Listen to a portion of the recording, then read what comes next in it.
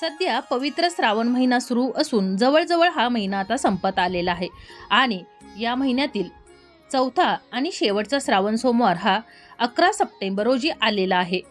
तर या श्रावणातील सोमवारी भगवान महादेवांची उपासना केली जाते, पूजा केली जाते, आराधना केली जाते, व्रत वैकल्ये केली जातात, महादेवांचे नामस्मरण केले जाते।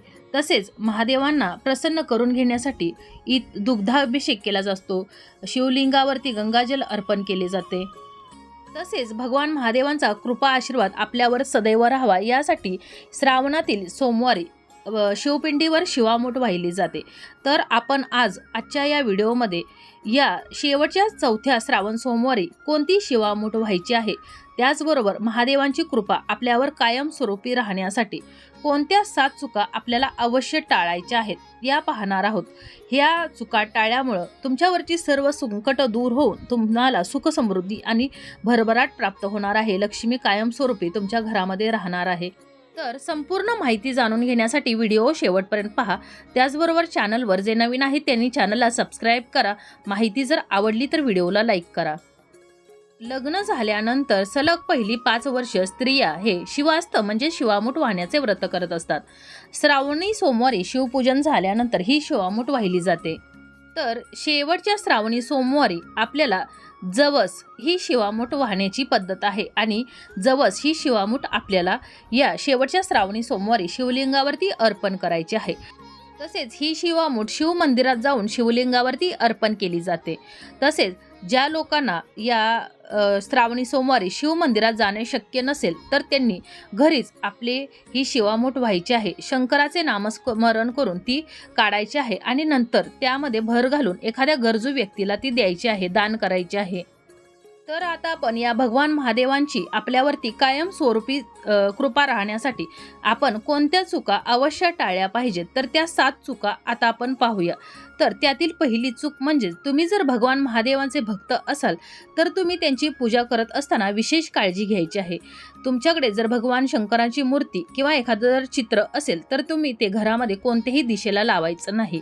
घराच्या ईशान्य दिशेला आपल्या पूजेचं स्थान बनवायचं आहे आणि त्या ठिकाणी आपल्याला हे शिवलिंग किंवा हे मूर्ती चित्र असं ठेवायचं आहे आणि दररोज त्या ठिकाणी आपण पूजा करायची आहे, ती जागा पवित्र अशी ठेवायची आहे। त्याचबरोबर आपल्याला एक गोष्ट नेहमी लक्षात ठेवली पाहिजे की शिवलिंग हे साधनेसाठी आहे, तुमच्या घराची शोभा वाढवण्यासाठी नाही। त्यामुळे तुम्ही जर याकडे जर दुर्लक्ष केलं किंवा तुम्ही ते शिवलिंग फक्त शोसाठी किंवा शोभा वाढवण्यासाठी जर तुमच्या घरामध्ये ठेवलं तर तुमच्या घरामध्ये पुण्याऐवजी पापच वाढणार आहे आणि तुमच्या घरामध्ये कधीही सुख शांती नांदणार नाही। तर तुम्ही या गोष्टीची जरूर काळजी घ्यायची आहे। त्याचबरोबर दुसरी जी चूक आहे तर ती म्हणजेच आपल्या घराच्या अशा कोपऱ्यात शिवलिंग कधीही ठेवू नका जिथं पूजा आणि दर्शन क्वचितच शक्य असेल, म्हणजे ज्या कोपऱ्यात आपण जास्त जात नाही तर अशा ठिकाणी ठेवायची नाही।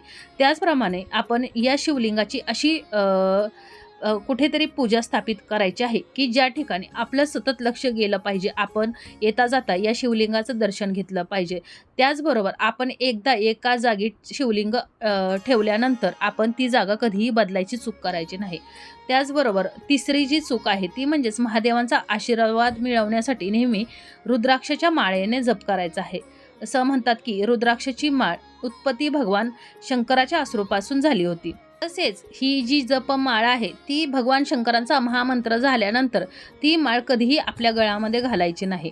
तसेच चौथी जी चूक आहे तर आपण जमिनीवर बसून कधीही महादेवांची उपासना साधना करायची नाही, त्यांच्या पूजेत शुद्ध मुद्रा वापरायची आहे। शक्य असल्यास त्याच आसनावर बसून शिवांची पूजा करायची आहे।